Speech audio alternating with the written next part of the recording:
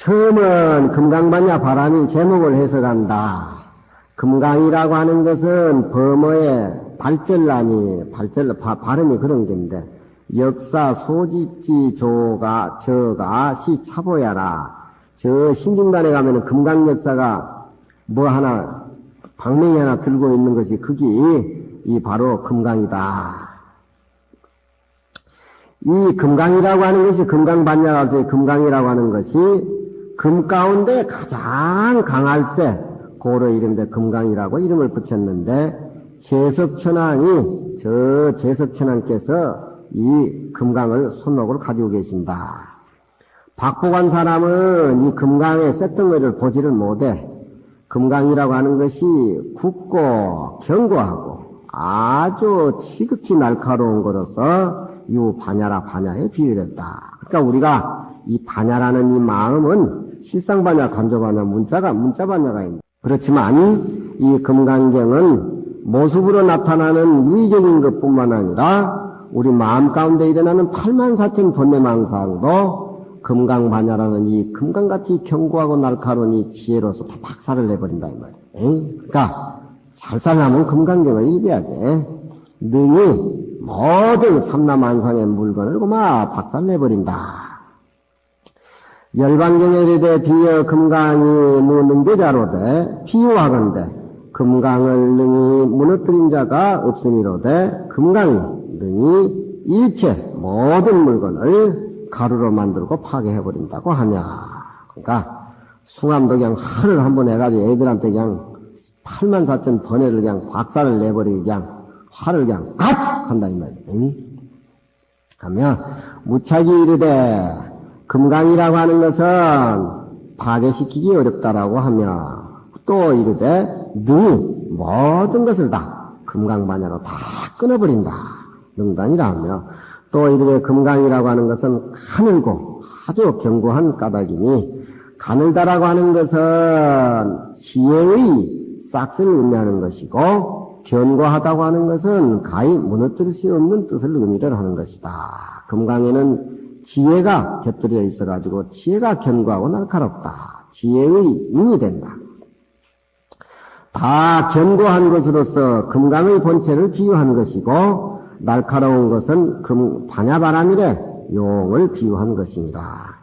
또 진제 3장 기에 이르되 6가지 금강이 있으니 첫째는 그 쇠뭉치기가 푸른 색깔도 띠고 있는데 그 쇳덩어리가 금강이는 쇳덩어리가 푸른 색깔을 띠고 있는 것은 능히 우리 인간이 가지고 있는 죄악을 다 녹여버리는 그런 자원으로 드러나오니 반야가 능히 모든 우리 업장을 제한 것을 비유를 한 것이고 두 번째는 그 금강이라는 쇳덩어리가 누런 색깔도 띠고 있는 모습인데 사람이 구하는 바를 따라서 성취시켜 줄 건지 숫자는 구할 숫자와 같은 뜻이요.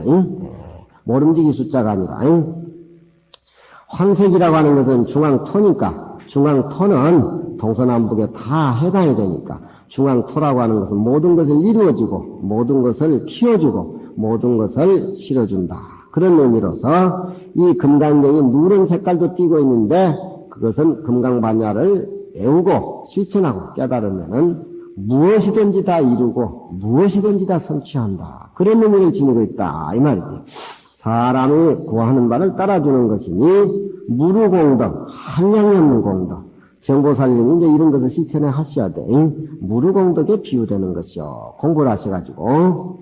세 번째는 금강에는 쇳덩어리게 빨간 색깔도 가미가 되어 있는데 빨간 색깔이 가미가 된 이유는 해를 대하게 된다라고 하면은 불이 나오는데 하늘에 해를 대하면 불이 나오는데 지혜로서 그 지혜의 불로서 우리의 본각을 대해서 우리는 이 본각이라고 하는 것은 중생이나 부처님이 다 가지고 있는 원래 깨달은 자를 본각이라 그래요.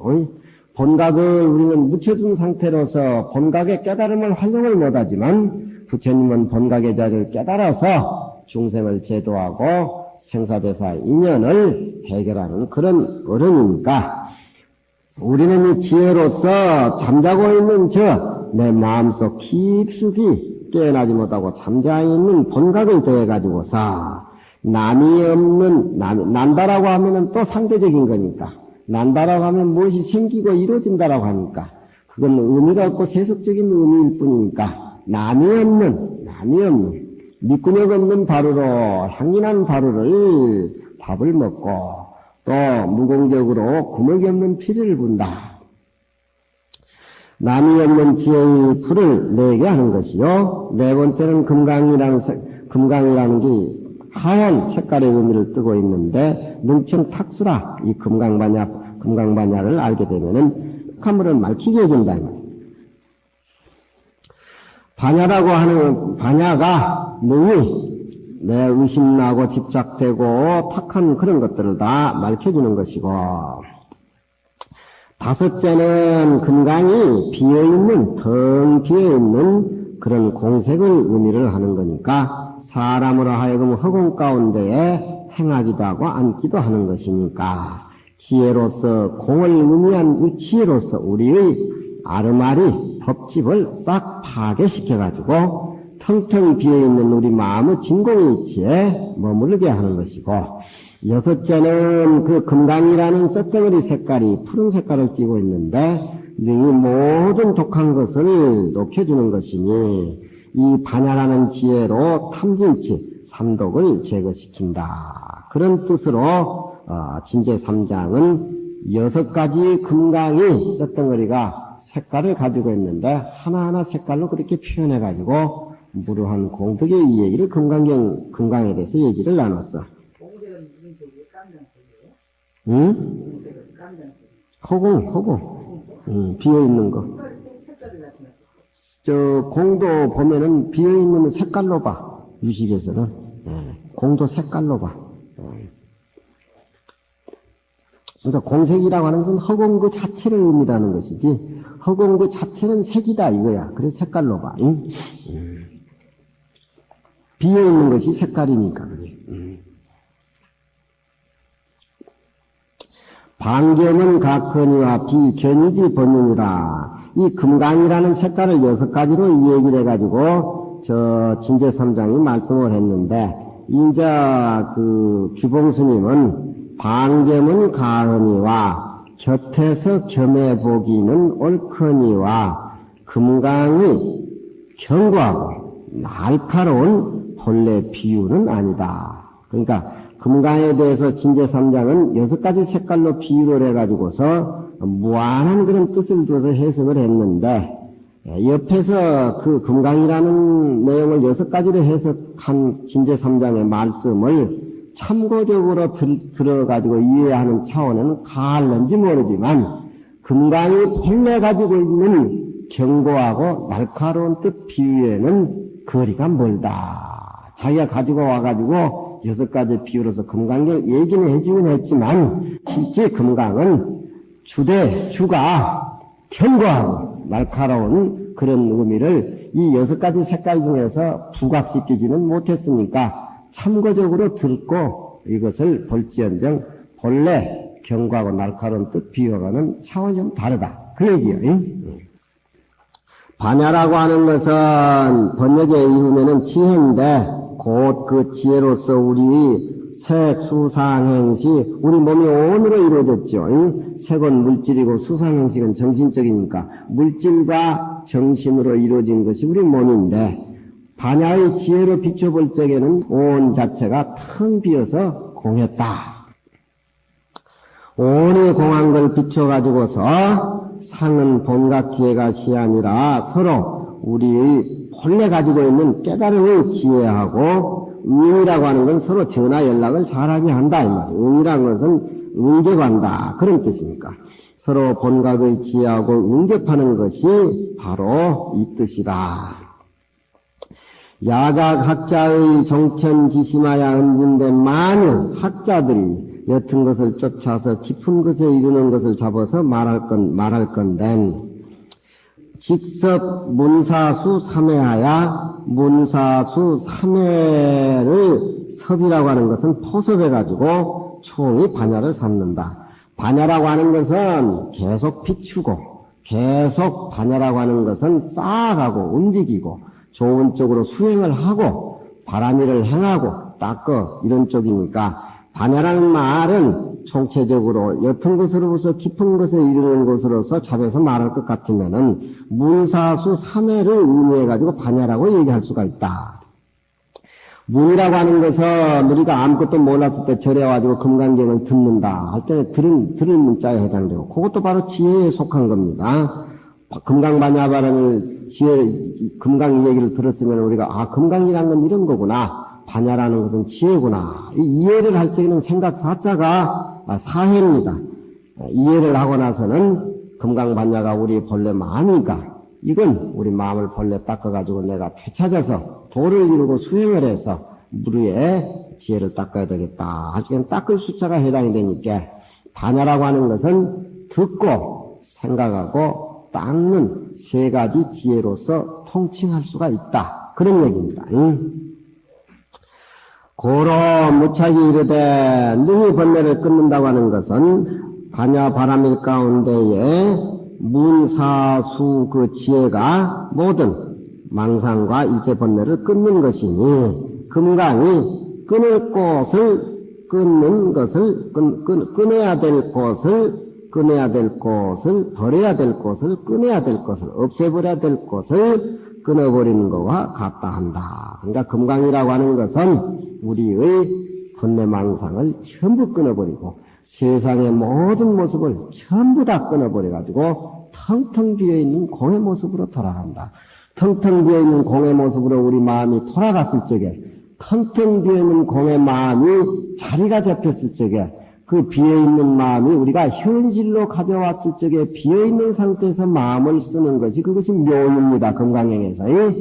비지 않고는 세상에 살아가는데 부딪혀가지고 상처를 당해서 상처투성이가 돼서 안 돼. 그러니까 첫째 우리 몸뚱이도 비워버리고 이 세상도 비워버리고 중생도 비워버리고 부처님도 비워버리고 능수가 끊어진 자리에 나아가서 확실하게 알아가지고 그 자리 상태에서 다시 현실로 내려와서 인간의 시장에서 삶을 누릴 적에 그것이 바로 부처님이고 바로 부처님의 살림살의 묘유인 것입니다.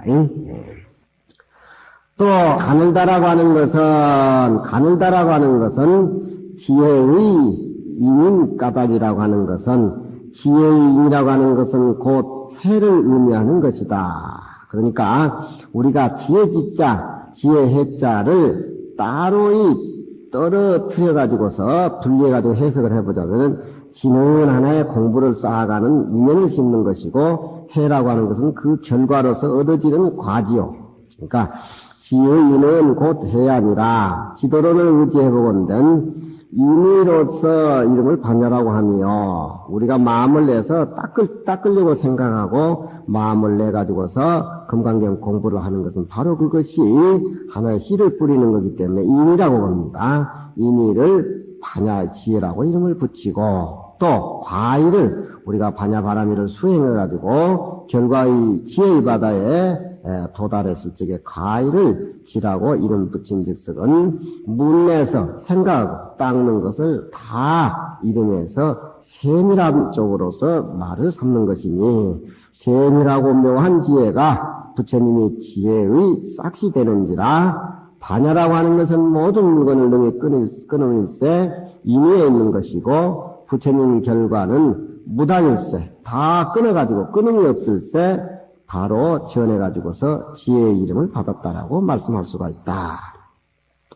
만일 대풍경에 의지하건대 약이라고 하는 것은 반야할 적에 약이라고 하는 것은 지와 지혜의 두 뜻을 다 통괄한 뜻이니 고로 지와 해가 명의는 조금 다르다고 하지만 바탕은 다름이 없다.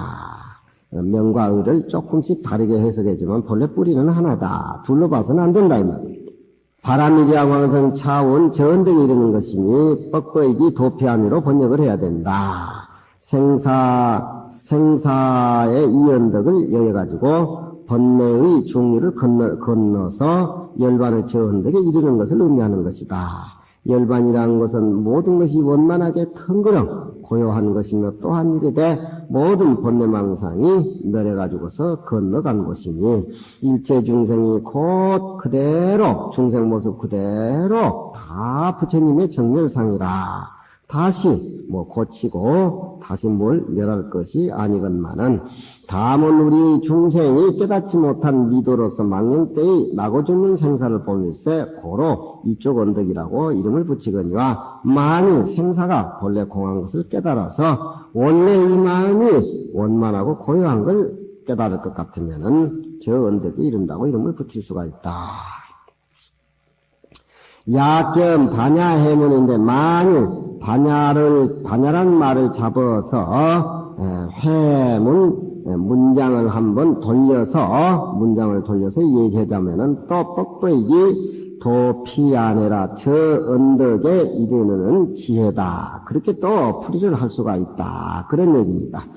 경이라고 하는 것은 범어의 반야경이라고 하는 것은 범어의 수다라 얻어 슈트라 범어로 슈트라 얻은 의변 개경이라 그 슈트라를 뜻으로서 번역해 올 것 같으면은 개경이란 말이 나온다. 개경이란 말은 생소한 말이지만 슈트라라는 범어를 해석을 해보면 개합을 개자 경경자 개경이로 번역이 된다. 이 말인데 금강반야 바람일 경한 금강반야 바람일 개경 이렇게도 붙일 수가 있다. 그런 얘기입니다. 개합한다는 것은 그 금강경의 내용의 의리를 말로 표현해서 설명해서 전표라고 하는 것은 말로 표현해 설명해서 그런 얘기입니다.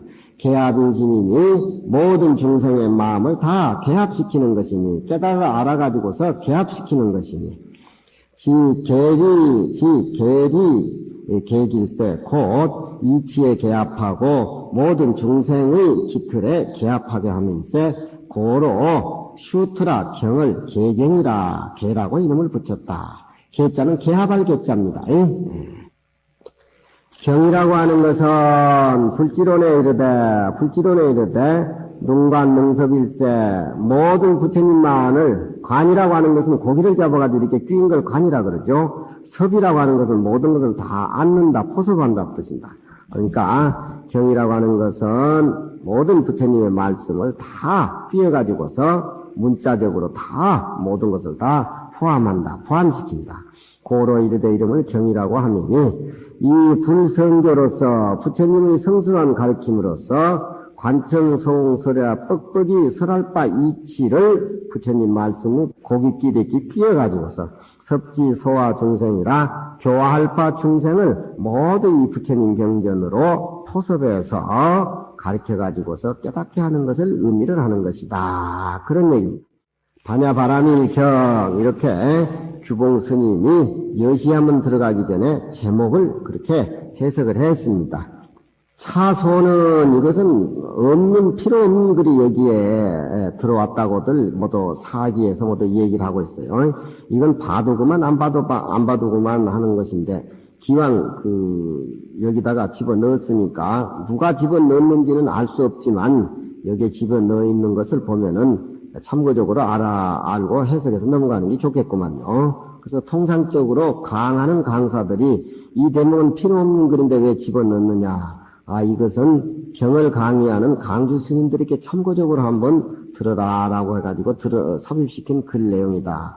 누가 지은 글 내용인지도 알 수도 없을 뿐더러 이것은 규봉 스님의 소가 아니다. 강하는 사람들을 참고적으로 이해를 돕기 위해서 하신 것들이다. 그렇게 얘기하고 있습니다. 이 소는 본래 부처님 경전을 강론한 사람들을 위해서 지기 과단이니 그 과단을 가리켰다. 과목연단을 가리켰다. 이 소가 그렇다 그 말이죠. 비록 차제로 해가지고서 금강경을 네 단으로 과목을 하기는 했지만서도 불차제 성문하고 차제로 글을 해석하지 않고 다만 어려운 것을 따라서 곧 간략히 제목만 들었을 뿐이요. 또한 금강경 내용의 뜻과 의리와 뜻에 대해서 갖추어 기술하지는 아니했다. 그러니까 금강경의 뜻과 내용의 의리와 뜻이라고 하는 것은 곧 금강경을 전해서 보이는 사람의 강의하는 사람의 입에다 달려있다. 어떻게 금강경을 해석하느냐, 어떻게 금강경을 잘 강의를 해서 뒤에 사람들에게 금강경 내용을 실제 잘 전달할 수 있느냐. 그러니까 소라고 하는 것은 본문을 해석하는 것이 소고 또 소를 해석하는 것이 기고 또 기를 해석하는 것이 사기인데 원문을 잘 알게 된다면 소 볼 필요가 없다. 소만 전공을 하다 보면 원문을 잃어버린다. 그런 그 어떤 허점이 드러난다. 옛날에 어떤 스님은 원문은 모르고 아주 소는 잘 알아요. 소는 잘 알아. 그래서 내가 소스님이라고 딱 이름을 지어줬는데. 그러니까, 원문을 읽어가지고, 원문 이해가 안 됐을 적에 소를 보지. 원문 제쳐 놔두고, 소만 전공하다 보면은, 뿌리야 근본을 뭐 망각해버리고, 가지에 의존하다 보니까, 그렇게 가요. 그러니까, 어쨌든지 부처님 경전을 강의한 사람은, 부처님이 설법하신 원문 내용을 중점적으로 이해를 하고, 원문에서 이해가 안 되면은, 소를 참고하는 쪽으로 해서 강의를 해야 된다. 자, 그런 쪽으로 이 소를 삽입시켜서 강하는 사람들을 위해서 참고적으로 들으라. 그게 낫다. 그런 얘기. 부재 소중이니 구결이요. 소 가운데 뜻을 두지 말지니 실록은 다만 소를 해석해가지고서 강은 하지 말지니라. 소만 이줄해가지고 강해서는 안 된다. 그런 얘기. 강자는 모름지기 머리로 쫓아 끝에 이르기까지 차제로 깊고 현연한 뜻으로서 부처님 경전 원문을 녹여서 해석을 하되 어려운 것은 혹 소를 잡을 것이요 쉬운 것은 소 얘기하지 말고 똑바로 경전 얘기만 해가지고 부처님 뜻을 바로 전달하고 그런 쪽으로 강의를 해야 된다. 이건 그랬는 겁니다. 다음은 야보 스님. 야보 스님은 참 야부송이 금강경에서 유명한데 야부송만 뽑아가지고 또 금강경을 이해하는 맛이 또 굉장합니다. 근데 야부가 이 서문에서 똥울뱅이를 하나 그려놨습니다. 영감쟁이가 아주 교상망치 해결이 안 되는 영감쟁이가 똥울뱅이 하나 떡 그어놨어요. 똥굴뱅이 하나 그려놓고 이 똥굴뱅이 밑에다가 금강반야 바람일겨 이렇게 제목을 붙여야 되는데 제목이 여기서는 생략이 된 겁니다. 야부 스님이 원상을 그려놓고 다시 여시함은 본문에 들어가기 전에 자기 송에 대해서 금강반야 바람일경 제목을 해석하는 차원으로 엮어가고 있습니다. 똥굴뱅이 하나 딱 쳤어요. 금강경 32단에 보면 똥굴뱅이가 야부 스님의 세 개가 나옵니다. 서문에 나오고 또 중간에 나오고 맨 마지막 끝날 무렵에 불치여상하야 여여 부동이라 상을 취하지 않아 가지고 여여해서 가지고 움직이지 않는다. 그게 이제 부처님이 자리 깔고 앉아서 정해둔 거하고 금강경 마지막 모든 상을 떠나서 여여하게 통하지 않는다. 그것이 첫 부처님 자리 깔고 앉는 모습하고 부처님 모습이 나는 금강경을 여태까지 얘기했지만 한마디도 안 했다. 정해 두는 모습으로 금강경이 이제 막을 내리는데 이 야부 스님이 똥굴뱅이로 세 개를 쳤어요. 여기는 서문에 해당되는 똥굴뱅이입니다. 똥굴뱅이 한번 얘기를 한번 해봅시다. 이 야부 스님의 똥굴뱅이를 쳐놓고 밑에 금강반야 바람일경이 제목을 해석하는 걸로 붙여져야 된다. 그 생략이 되어 있습니다. 법불고기라 수의안명고 또 마하대법왕이여 무단영무자이라 이렇게 나가는 야부 스님의 수홍을 하모 스님이 또 선적인 의미에서 풀이를 하고 있습니다. 원상지작이 시여 남양 충국사니 부처님 전에나 달마스님 때부터 이 똥굴뱅이 법문이 없었어요. 이걸 원상을 의미를 하는 건데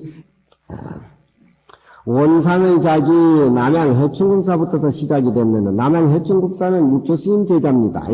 무려 40년간 국사를 하신 어른이요. 법이 굉장히 높은 어른입니다.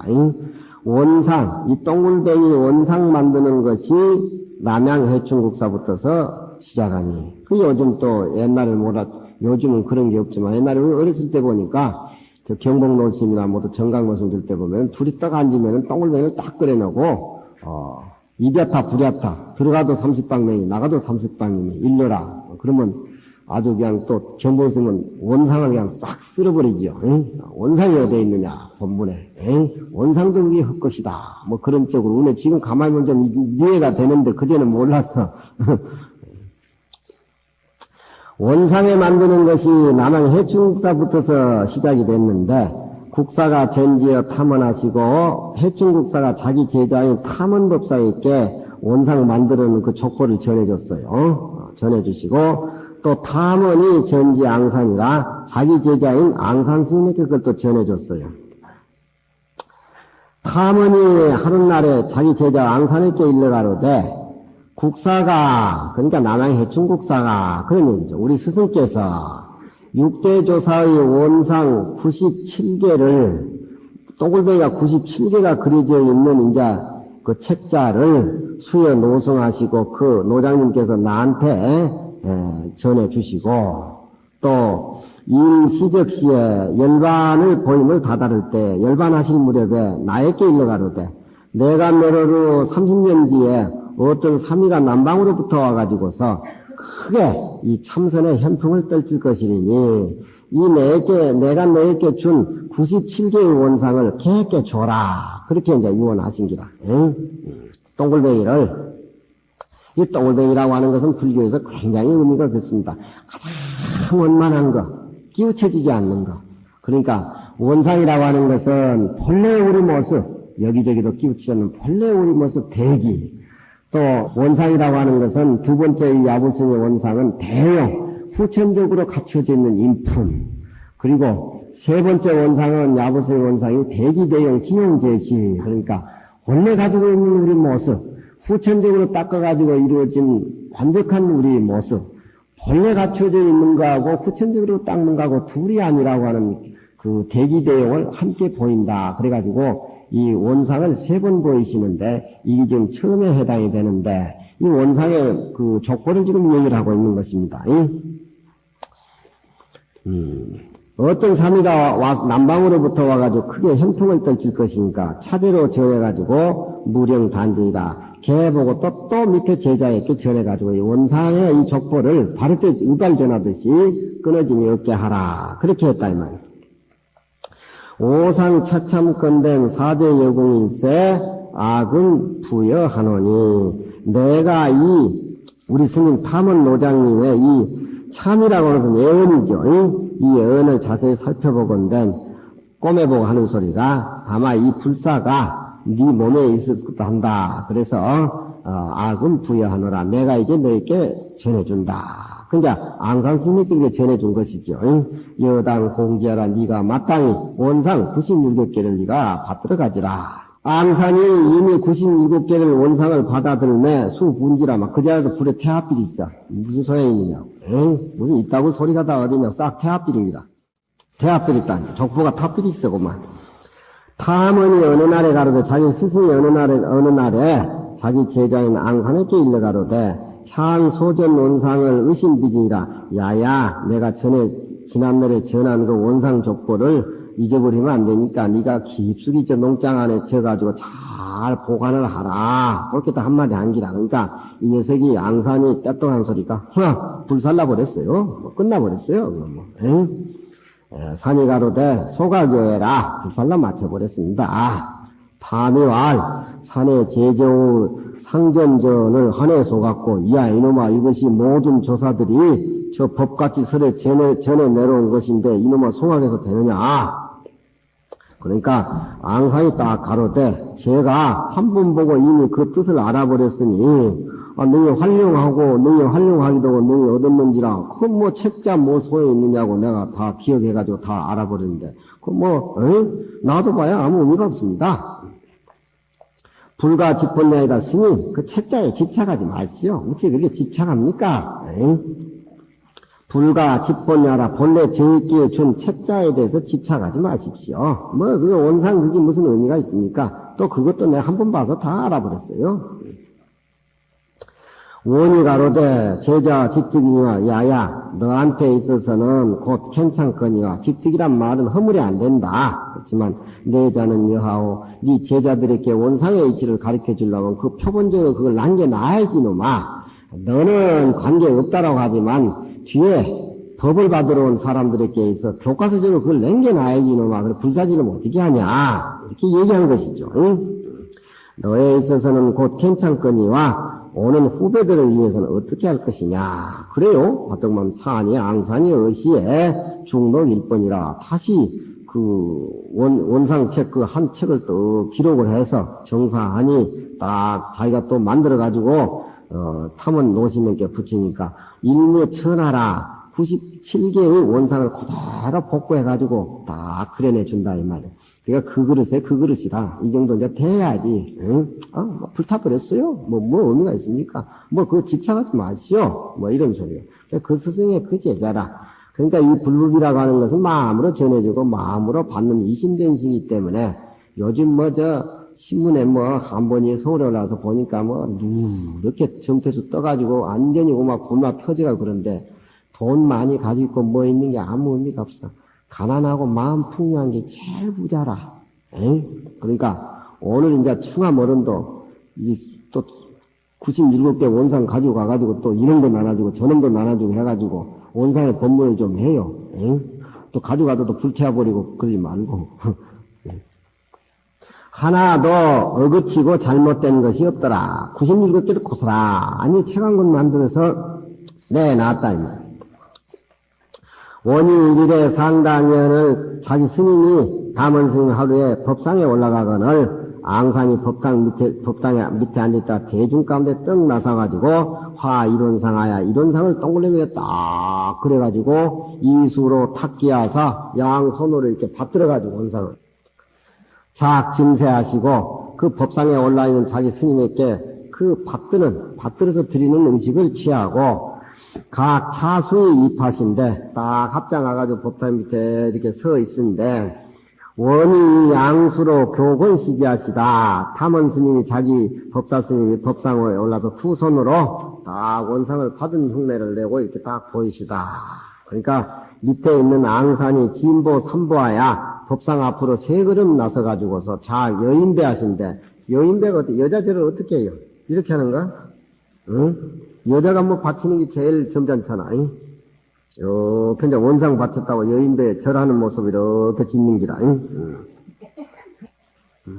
아니, 여인배 이러잖아요, 절할 때를. 아주 그냥 예쁘게. 그 앙산 스님이 자기 스님한테 딱 선배 앞에 나가서 여인배로 절을 하신데, 탐언이 수점도하시다.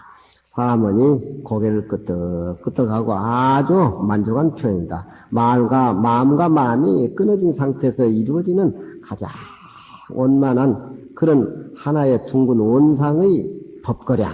그렇게 봐야 되겠지. 이 세상에 세속적인 찌꺼기 냄새 찾아볼 수 없는 가장 원만한 원상의 법거량, 법의 한기. 어디도 끼우침이 없고 올륭한 그런 의미. 원인수 점도라 아주 만족한 듯이 끄덕끄덕 고개를 점도를 하거늘 산이지 예배하시니 산이 또 합장을 하고 이제 예배하시니 차는 온상 소자작냐니라. 이것은 지금 얘기는 야부 스님께서 원상을 이렇게 한 원상을 이렇게 동그랗게 그리신 것은 지금 이 금강경서 자기 송하기 전에 원상을 이렇게 또 그리는 것은 97개 원상이 자기 그리는 원상 하나 속에 다 포함됐다는 그런 소리다. 97개 원상이 하나로 시작해가지고 이 스님이 그리다 보니까 97개가 됐지만 다시 야부 스님한테 와가지고 하나로 기일이 된 기라. 그래서 이 원이라고 하는 것은 가장 원만한 뜻, 해석할 수 없는 모든 뜻이 삼남만상에 거기에 다 들어있는 것. 이것이 원상이 스스로 지은 바니라. 97개가 하나로 압축이 됐다. 그런 얘기입니다. 금사 제하의 화 이론상 하신 의지가 여하오. 이제 하모스님이 또 서리를 합니다. 앞에 원상 얘기 출처를 밝혔고, 하모스님께서 이제 하모스님 사가 야부스님께서 제목 아래에 화 이론상 하신 하나의 원상을 그리신 의지가 어떠한고, 뜻이 어떠하냐. 이 뜻이 무슨 뜻이냐. 징문자야 염출리 문자인제 소식이니라. 문자에 나아가서 문자를 떠난 소식을 잡아내주는 도리다. 우리가 금강경을 지금 강의라고 얘기를 하고 있지만 우리는 문자성에 팔려가지고서 금강경을 해석을 하고 읽는다라고 하면은 그건 아무 의미가 없는 것이지요.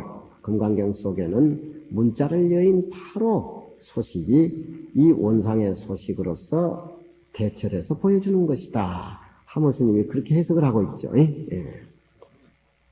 그 원상 하나에 대해 의지가 어떤가죠? 문자에 직해서 문자를 떠난 소식을 잡아내준 것이니라. 약실이 문자적 소식인데 만일 문자를 떠난 소식일진된 의해 등마하 이건가 저건가 망설이면서 그걸 알려고 하느냐, 개교 등마와 이리저리 궁리해가지고 그 소식을 알려고 하느냐, 택도 없는 소리.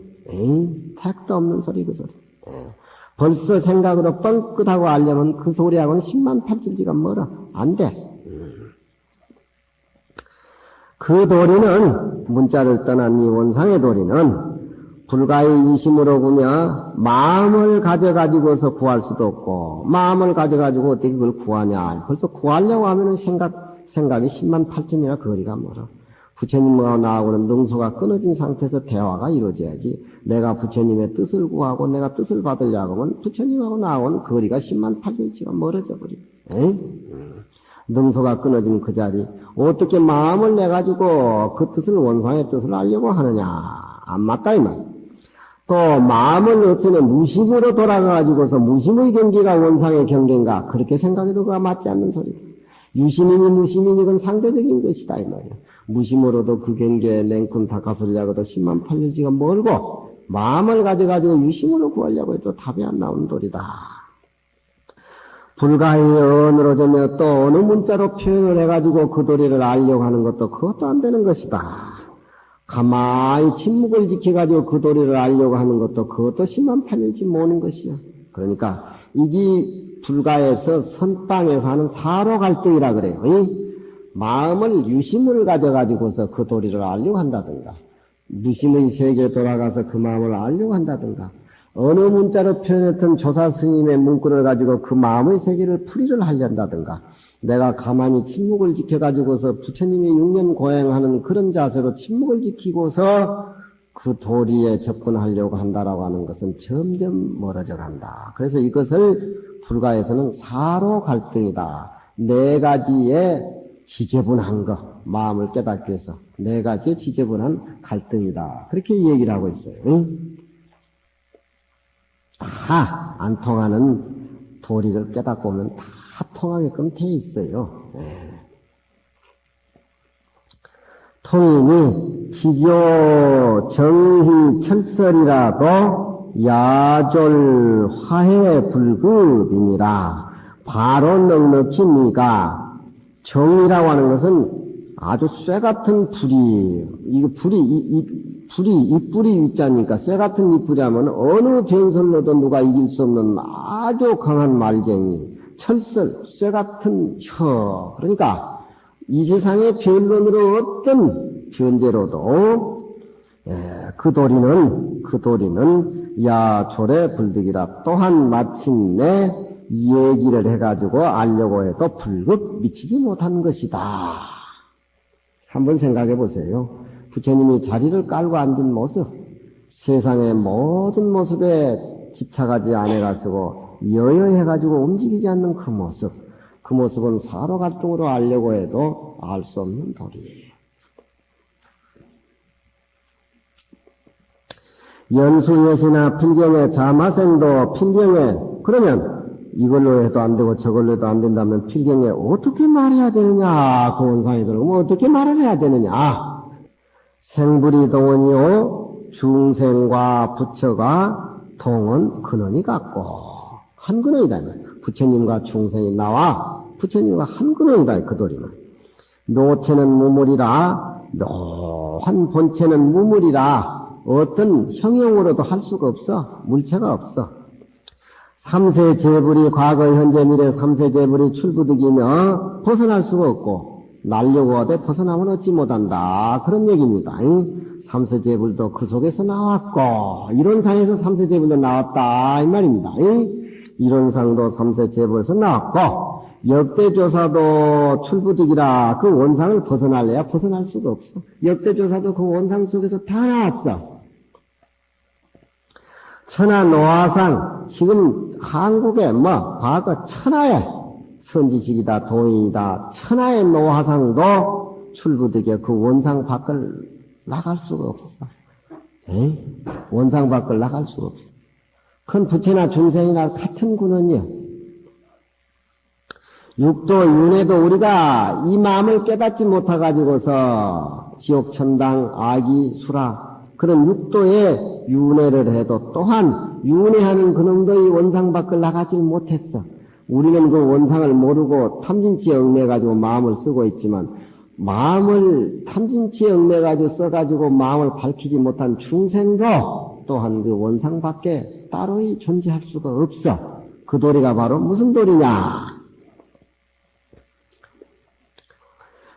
삼세관과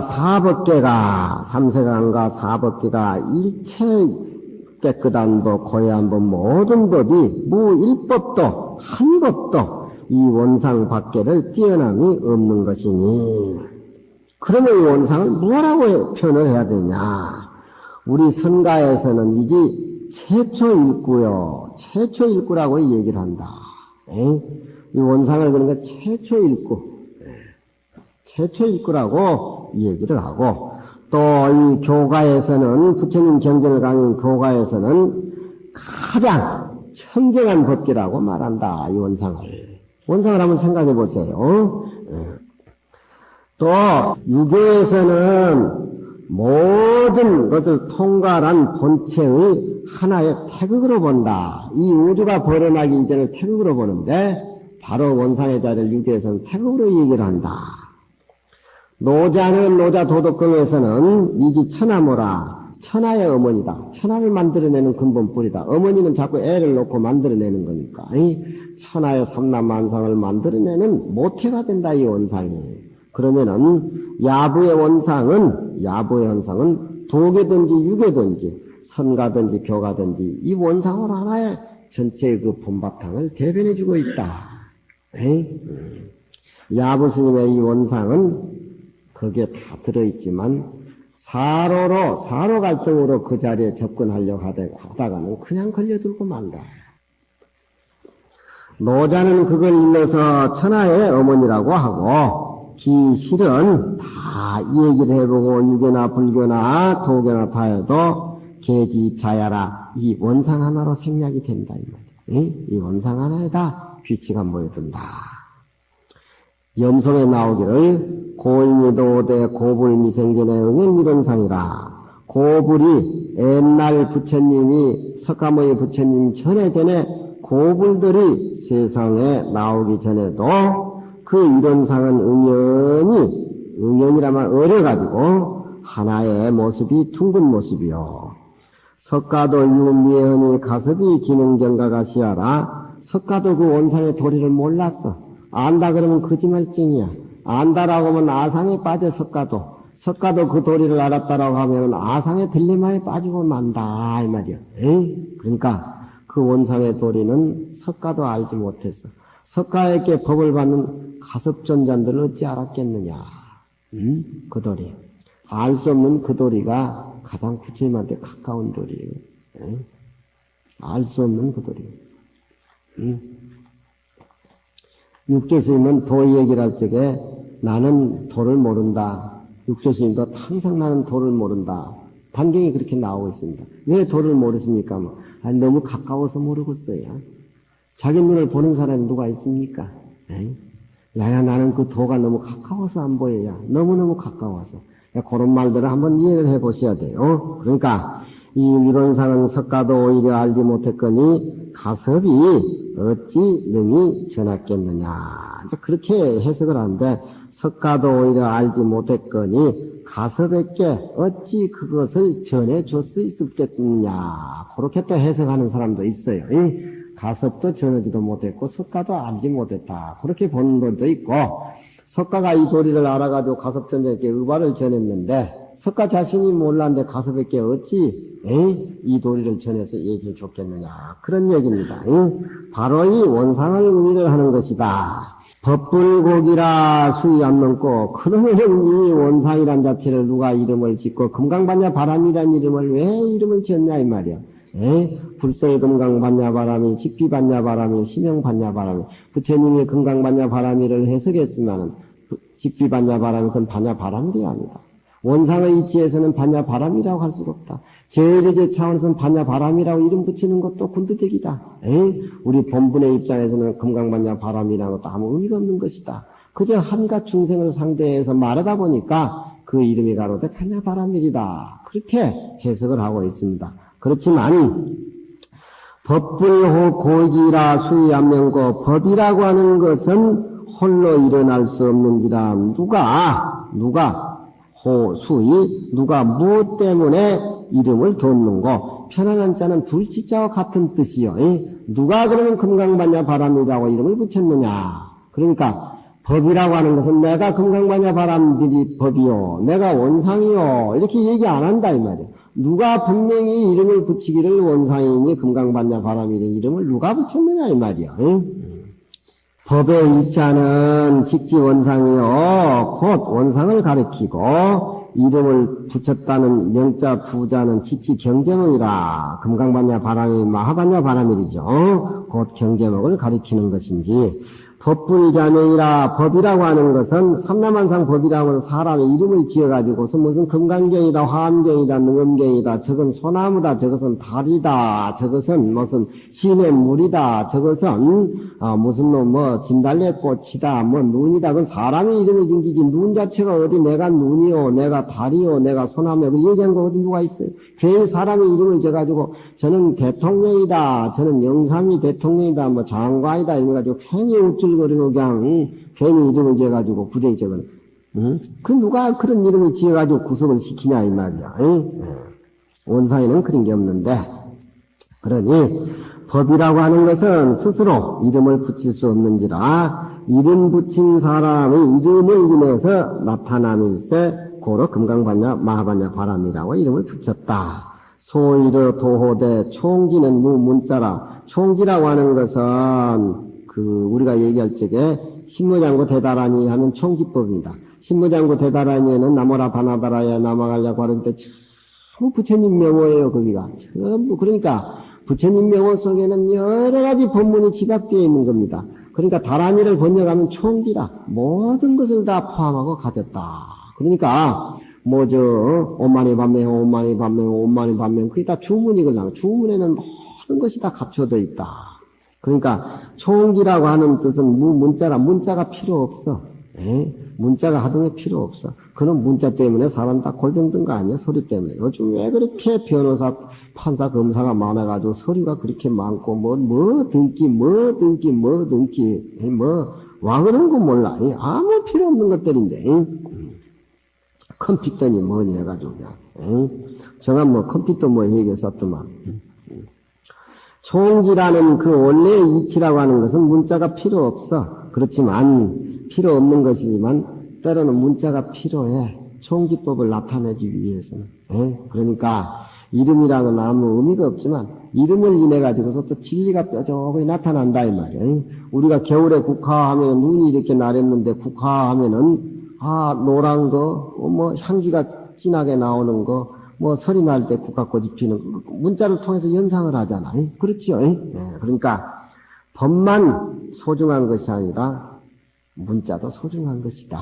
그렇지만 문자에 집착하다 보면은 법 자체를 망각하고 마니까 문자 그 자체는 그냥 그대로 그냥 그 이름이 그저 반야바람이다. 그렇게 생각해야 된다. 그런 얘기야.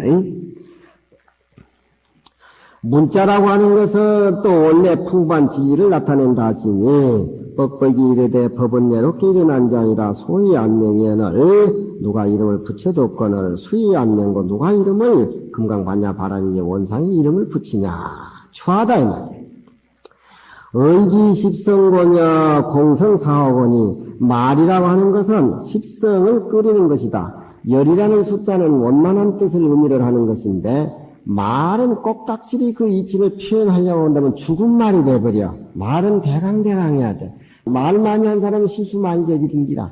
그러니까 이치 속에서는 말이라고 하는 것은 그 한정이 되어 있고 제약을 받고 아무리 풍부한 변제가 있고 잘한다 하더라도 너무 꼭 확실히 잘하려고 하면 말이고만 죽어삐리.